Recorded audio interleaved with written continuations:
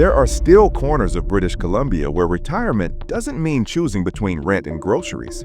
Places where ocean views don't require a Vancouver mortgage, where mild winters don't levy Bay Area taxes, and where healthcare sits close enough to matter when birthdays stack up. But retirement havens in BC always come with geography as the cosigner. Mild climates live near ferries, affordable housing hides behind mountain passes, and the best medical centers anchor cities that test your tolerance for rain or snow. Today, we go inside 10 coastal and interior refuges most people overlook, where the trade-offs of weather, isolation, and terrain decide who arrives and who retreats. 1. Parksville and Qualicum Beach, the mild weather gamble that mostly pays. Parksville and Qualicum Beach sit on Vancouver Island's east shore like an answer to a question nobody asked out loud. When retirees say they want warmth without California prices and ocean without Vancouver chaos, this stretch delivers with a consistency that looks boring until your first February arrives, and suddenly mild becomes the luxury you didn't know you were buying.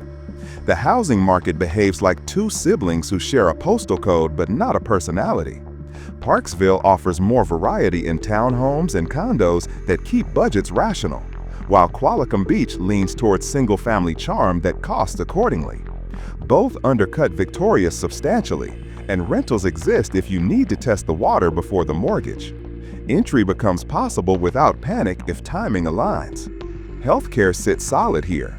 Oceanside Health Center serves both towns with emergency care and specialists rotating through. When complexity exceeds the local scope, Nanaimo Regional General sits 30 minutes south with full tertiary services, a buffer that matters profoundly when knees or hearts require consultation beyond the family doctor's reach. The surprising part? Car-light life becomes genuinely possible if you choose location carefully. Both town cores concentrate grocery, pharmacy, library, and recreation within walking or scooter range. BC Transit links the corridor reliably enough that vehicles shift from mandatory to optional, which is how fixed incomes quietly multiply buying power without headlines or effort. Summer tourists flood Rathtriever Beach and shoulder traffic like pilgrims toward a shrine. Short-term rentals have tightened long-term supply in neighborhoods close to sand. The smartest newcomers settle one street back from the postcard and walk toward the view, using patience as currency and location as leverage. Culture here revolves around slow ritual rather than spectacle. Farmers markets return weekly, walking groups know every trail name, and volunteer rosters at the library and curling club absorb newcomers faster than any welcome packet could. Showing up is the membership fee. Consistency is the currency that makes strangers into neighbors by spring. By the way, this kind of video takes a ridiculous amount of research, data checking, and production time, so you don't have to do any of it. If you value that work, like the video and subscribe. 2. Comox Valley, where ski hills and hospitals share a postal code. The Comox Valley, Courtenay, Comox, Cumberland stitched together, sits like a practical miracle on Vancouver Island's mid-coast. St. Joseph's General Hospital anchors the region with robust care, while Comox Valley Airport delivers direct flights to Calgary and Vancouver. That combination turns isolation into a choice rather than a sentence, which is the trade every smart retiree studies before signing. The housing marketplace favorites by neighborhood. Courtenay offers the broadest range from affordable apartments to family homes. Comox delivers waterfront premiums. Cumberland trades affordability for a slower pulse. The newcomer's homework is matching budget to priority, because paying extra for ocean access might feel wasteful until the morning you walk to the marina for coffee and realize the premium was actually a discount. Cost of living settles into island norms. Groceries run slightly above mainland averages, but gas and insurance reflect BC-wide pain evenly. Property taxes land in the mid-range, where municipalities balance services against growth. Budgets here require honesty rather than optimism, because the weather is mild and the skiing is close, but the math is still math. Here's what surprises people. Mount Washington turns winter into an asset rather than an ordeal. The ski hill sits 30 minutes from downtown and operates from December through April with terrain that makes grandchildren beg to visit. Suddenly, snowfall becomes recreational rather than punitive, a mindset shift that changes how retirement feels when January stretches long. Ferry dependence shapes logistics when leaving the island. Summer tourism thickens highways toward Campbell River and Parksville. Locals time errands to weekdays and travel to shoulder seasons, choreographing their calendars like veterans who know the system rewards those who learn its rhythm early. Daily life organizes around trails and tide tables. Goose Spit and Seal Bay offer shoreline walks that cost nothing and deliver endorphins reliably. The farmers market at Sid Williams Theater pulls community together weekly.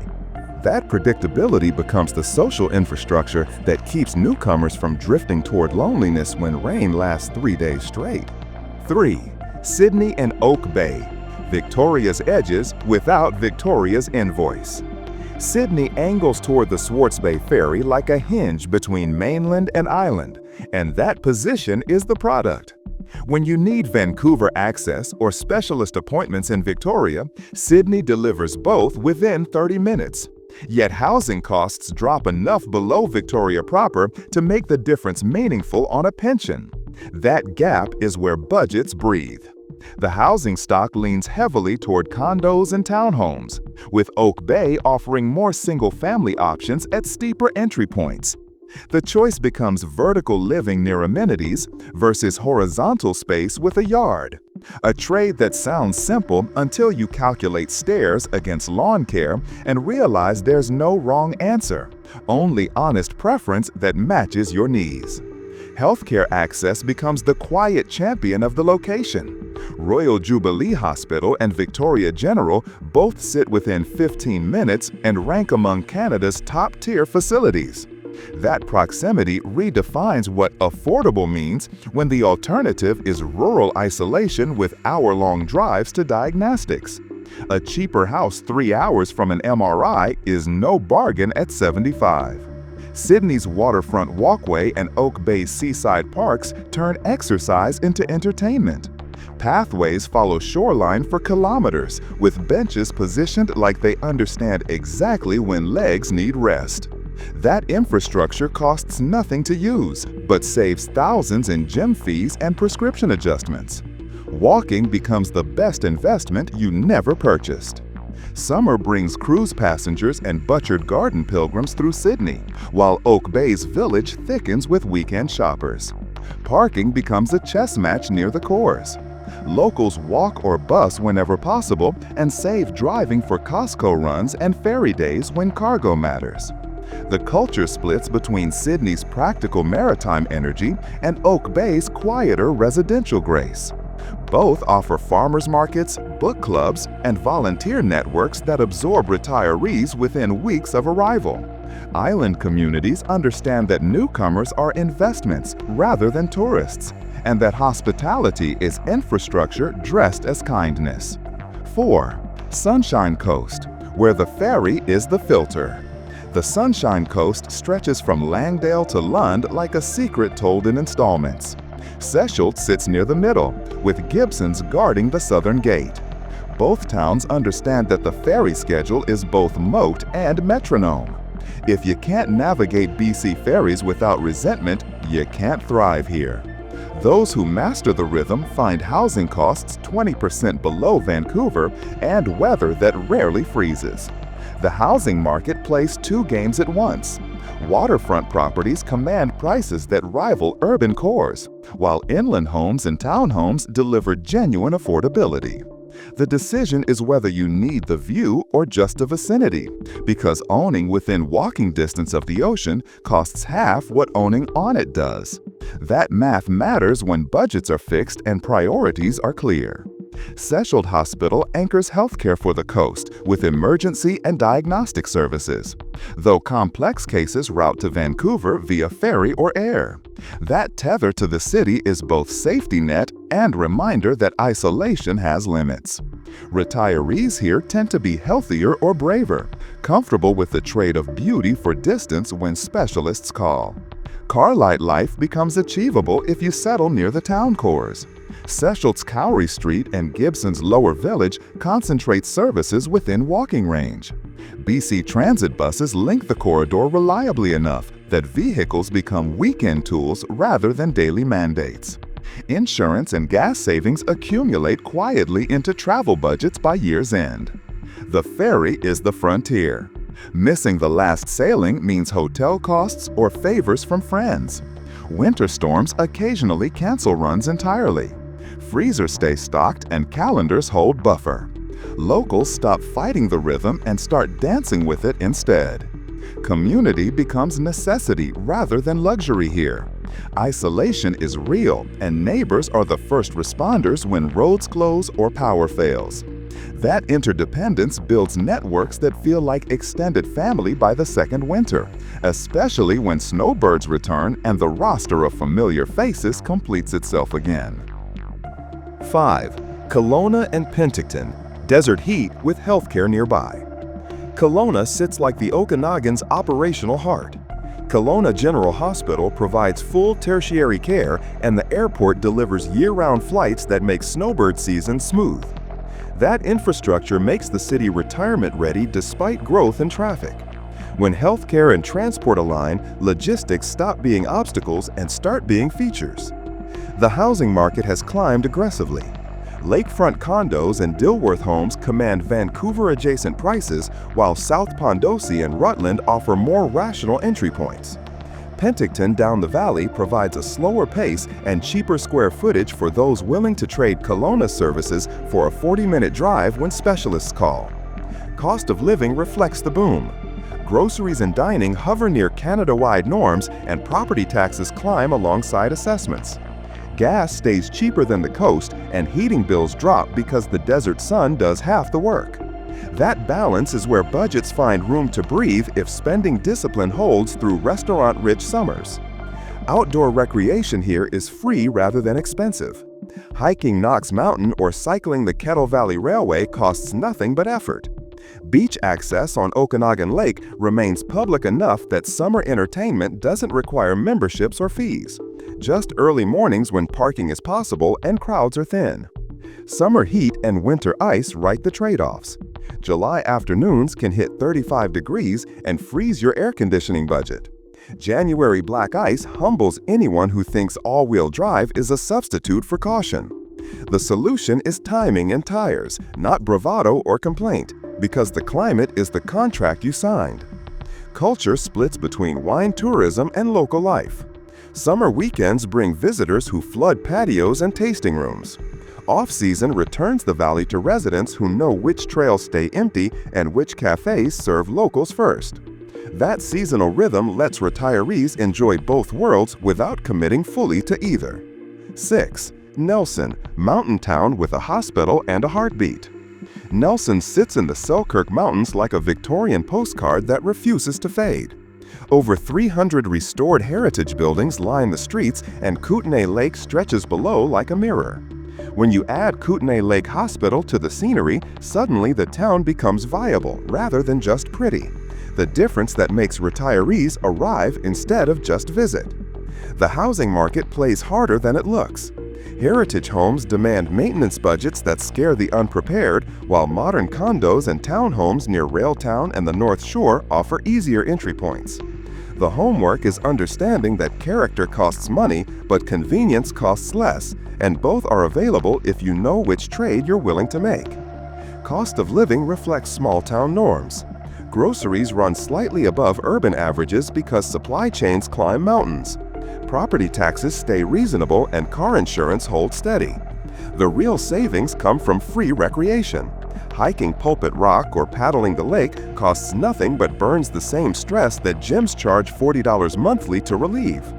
Arts and culture refuse to hibernate in winter. The Capitol Theater hosts performances, galleries stay open through snow, and community programs fill evenings that might otherwise default to screens.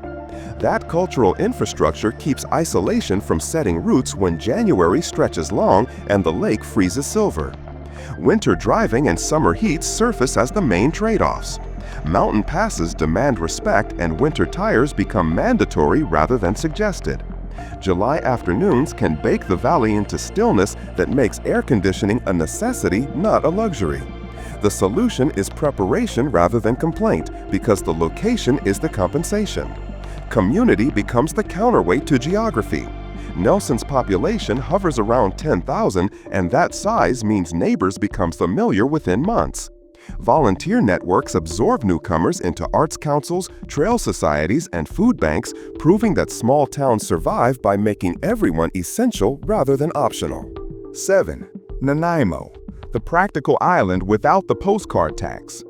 Nanaimo sits mid-island like a practical answer to an expensive question. Nanaimo Regional General Hospital delivers full tertiary care, while BC Ferries and the Nanaimo Airport provide multiple mainland links. That combination turns the city into a logistics hub where retirement essentials align without Victoria's premium or Campbell River's isolation. The housing market spreads wide. Waterfront Departure Bay and Neck Point command premiums, while South End and Extension neighborhoods offer bungalows and townhomes at prices that let pensions stretch. The decision becomes view versus value, because both are available if you're honest about which matters more when you wake at 70 and mortgage-free feels better than ocean-facing. Cost of living settles into island norms. Groceries and gas reflect BC-wide pain evenly. Property taxes in Nanaimo run lower than Victoria while services stay robust. That gap is where budgets find margin, especially when car dependency drops because Old City and downtown concentrate errands within walkable range for those who choose location intentionally. Car-free life becomes possible if you settle near the harbor or Soroxman Stadium. The seawall stretches for kilometers and buses run reliably enough that vehicles become weekend tools rather than daily mandates. That shift saves insurance, gas, and maintenance costs that quietly redirect toward travel or grandchildren without speeches. Nanaimo lacks Victoria's charm and Parksville's coastal calm. The working city energy can feel gritty near the harbor where homelessness and addiction are visible. The smartest retirees settle in quieter pockets like Lanceville or North Nanaimo and commute inward for services, using geography as filter rather than fighting the downtown's contradictions. Culture is blue-collar and straightforward. Volunteer networks anchor in service clubs rather than arts councils. Recreation tilts toward practical trails and fishing rather than galleries and theater. That plainness is either comfort or limitation depending on what you value, because Nanaimo doesn't perform, it delivers. 8. Kamloops, where the desert meets the hospital. Kamloops sits at the confluence of the North and South Thompson Rivers like a transportation answer to a retirement question. Royal Inland Hospital delivers full tertiary care while the airport connects to Vancouver and Calgary year-round. That infrastructure makes the city viable despite its interior location, because healthcare and transport are the two essentials that isolation can't afford to skip. The housing market has tightened as British Columbia discovered Kamloops exists. Brocklehurst and Juniper offer affordable entry points, while Aberdeen and Sahalee command premiums. The decision is whether you need new construction or can embrace older stock that rewards maintenance with lower prices. Both are available if you know which trade serves your budget better. Cost of living reflects interior norms. Groceries and services run near Canada-wide averages. Heating bills drop because winters are dry and cold rather than wet and moderate. The savings multiply when summer recreation is free. Hiking the Peterson Creek trails or cycling the river paths costs nothing but effort and time. The desert climate delivers over 300 sunny days annually. That sunshine is the psychological dividend that makes January bearable and February almost pleasant. When Victoria drowns in gray and Vancouver sinks in rain, Kamloops shines crisp and bright. That light is the bargain nobody puts on a spreadsheet, but everyone feels by March. Summer heat and wildfire smoke write the main trade-offs. July afternoons can hit 40 degrees and air conditioning becomes mandatory rather than optional. Late summer brings smoke from surrounding fires that turn sunsets orange and keeps windows closed. The solution is timing and air filters, not complaint, because the climate is the contract you signed. Community is functional rather than quaint. Recreation leagues and service clubs absorb newcomers faster than arts councils or film festivals. The culture tilts blue-collar and straightforward, which is either comfort or limitation depending on what you value. Kamloops doesn't perform charm, it delivers services. 9. Peachland and Summerland, small Okanagan without big deals. Peachland clings to Okanagan Lake's western shore like a quiet answer to Kelowna's noise, and Summerland sits slightly south with similar logic. Both towns understand that proximity to Kelowna's services matters more than living inside its traffic. Specialist appointments and Costco runs happen monthly, while daily life happens in neighborhoods where neighbors remember names and housing costs 20% less. The housing stock splits between lakefront premiums and hillside value. Peachland's upper benches and Summerland's inland streets offer bungalows and townhomes that let pensions stretch. Waterfront properties command prices that rival urban cores. The decision is whether you need the view or just the vicinity, because owning near the lake costs half what owning on it does. Cost of living follows Okanagan norms. Groceries and gas reflect valley-wide pricing. Property taxes in both towns run lower than Kelowna while services stay adequate. The real savings come from reduced car dependency if you settle near town cores, because Peachland's Beach Avenue and Summerland's downtown concentrate errands within walkable range for those who choose intentionally. Recreation stays free despite the resort belt geography. Hiking Giant's Head Mountain or cycling the Kettle Valley Railway costs nothing but effort. Beach access remains public enough that summer entertainment doesn't require memberships, just early mornings when parking is possible and crowds are thin. Neither town has a hospital. Emergencies route to Kelowna or Penticton depending on direction. Winter ice on Highway 97 demands respect and good tires. Locals time errands carefully and keep freezers stocked when forecasts threaten, because preparation is the price of small-town calm. Community becomes the compensation for isolation. Both towns operate on volunteer energy. Newcomers who show up for farmers markets, trail societies, and fire department fundraisers become insiders within months, proving that small towns survive by making everyone essential rather than optional. 10. Williams Lake, where the budget finally breathes. Williams Lake sits in the Caribou Plateau like a no-nonsense answer to British Columbia's housing crisis. When median home prices hover near $400,000 and rentals exist without bidding wars, suddenly retirement becomes viable rather than theoretical. That affordability is the product even if the packaging is plain and the winters are real. The housing stock leans heavily towards single-family homes and older construction. Modern condos appear slowly as the town catches up to demand. The decision becomes embracing maintenance and yard work or waiting for newer builds to arrive. Neither option is glamorous, and glamour isn't the point when budgets are the priority. Caribou Memorial Hospital anchors healthcare for the region with emergency and diagnostic services, though complex cases route to Kamloops or Vancouver. That tether to larger centers is both safety net and reminder that distance has limits. Retirees here tend to be healthier or more comfortable with risk, trading proximity for affordability because the math finally works. Outdoor recreation becomes the compensation for isolation. Hiking Scout Island trails or fishing Williams Lake costs nothing and delivers peace that coastal chaos can't match. That simplicity is either limitation or liberation, depending on what you value. Because the town doesn't offer variety, it offers space.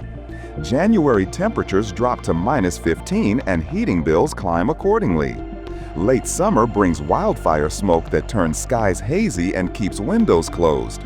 The solution is preparation rather than complaint, because the location is the bargain and the climate is the price. Community becomes the social infrastructure that makes isolation bearable. Williams Lake operates on volunteer energy. Newcomers who show up for stampede days, hockey leagues, and food bank rosters become insiders quickly, proving that small towns survive by making everyone essential rather than optional. The arc from coast to interior resolves into a single truth. British Columbia's retirement havens aren't hiding, they're simply distributed along a gradient of weather, distance, healthcare, and cost. Buyers who understand that retirement is a trade rather than a destination make better choices than those who chase postcards over logistics. Every affordable plan eventually meets a human question about priorities. The only place to answer that is where budgets and values intersect, a crossroads many will recognize the moment they arrive. The best retirement havens in BC aren't about perfection, they're about matching trade-offs to tolerance. By the way, this kind of research, verification, and production takes serious hours so you can watch it in minutes. If you found this valuable and want more content like this, like the video and subscribe. Your support makes these deep dives possible.